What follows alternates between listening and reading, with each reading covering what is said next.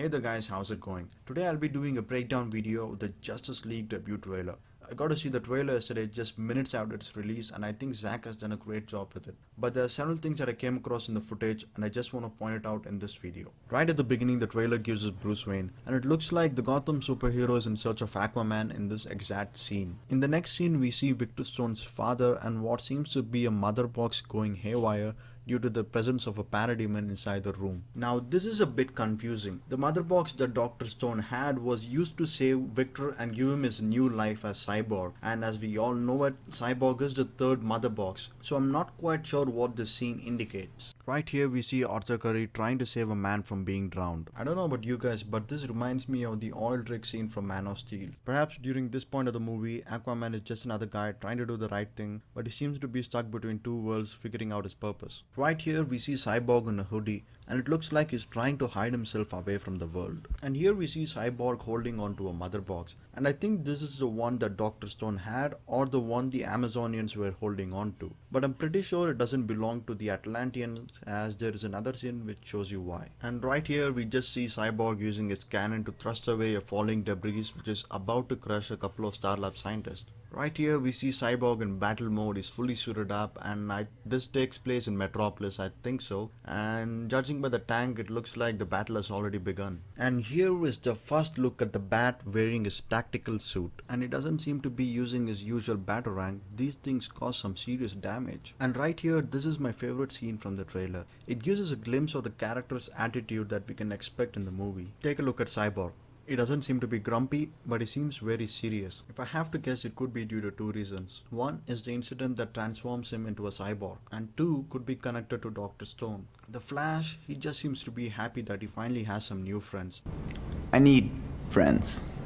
Coming to Wonder Woman, I think we can all observe that she's filled with hope, she's energetic, and it seems like she's doing the Supergirl pose. And at last we have Aquaman. He seems mad and grumpy and he definitely won't be going easy on the parademons. And here we see Wonder Woman knocking down a couple of guards. Judging by the scene, it looks like Wonder Woman is breaking into a facility. And I wanna say that she's after Lex Luthor. Here we see Cyborg in full battle mode again, and it's taking place inside the ventilation tower in Gotham City. If you take a closer look at the trailer, you can observe that most of the footage that we see are scenes from the ventilation tower, Bruce Wayne recruiting Barry Allen, and other scenes that we already came across in the behind the scenes footage from the London set. And another scene with the Flash dancing around with the parademon inside the ventilation tower. Now this scene comes close to the moment Green Lantern and Batman had from the New 52 Justice League Volume 1. Maybe Barry also gets to say something in the lines of, "You're not just some guy in a bat costume, are you?" And here we get the first look at the Nightcrawler, a new off-road four-wheel drive vehicle that can traverse areas that might be inaccessible to the Batmobile. The vehicle was invented by Wayne Technology in the 1960s and it was created for the military. And here we get a good look at Victor Stone as a college athlete for Gotham University. And this scene clearly indicates that the movie is going with Cyborg's comic book origin story. Right here we can see Wonder Woman using a bracelet and shield to create a sonic boom and throw off the incoming enemy from the other side. Although we don't get to see the impact of her attack,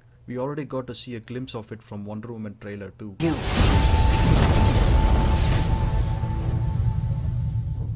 It's over. And here we see the speedster on the run, and it looks like he's dodging something.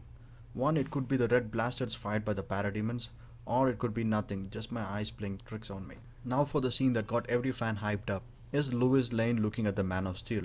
I'd like to think that she is, but there's a possibility that she's looking at a parademon ship or in the change of weather. Here we have a scene of Aquaman using his trident to break apart a wave. This scene takes place inside the ventilation tower and it gets flooded during their fight with the parademons. Here we get a good look at Mira and two Atlantean guards on watch, and what do they seem to be guarding? The mother box. And here we get our first look at Henry Allen.